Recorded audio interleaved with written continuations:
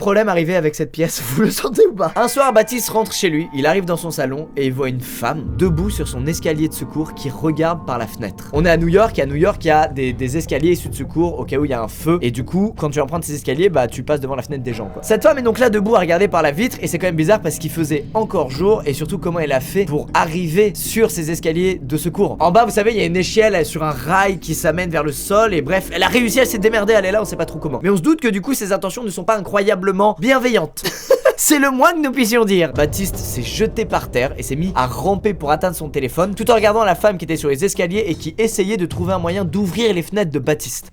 Ça y est, j'ai peur, c'est officiel. Je les petits regards derrière. Baptiste a enfin pu aller dans sa chambre pour choper son téléphone et pour appeler le propriétaire de l'appartement afin qu'ils appellent la police et qu'il y ait une enquête sur ça, quoi. Après ça, Baptiste est retourné dans son salon pour voir si elle était encore là, et non, aucun visuel. Mais d'un coup, il a entendu un gros bruit qui venait de son plafond. Il explique que son plafond, c'est un plafond fait en dalles de liège. Vous savez, c'est les trucs qu'on peut soulever et décaler. C'est les plafonds les moins rassurants du monde, qu'on se le dise. Après avoir entendu du bruit venir de là-haut, il a donc regardé ce qui se passait, là d'où venait le bruit, et il a vu une dalle se soulever, être décalée sur le côté, et il a vu le reflet de la lumière dans ce qui s'apparentait à être deux yeux dans le noir.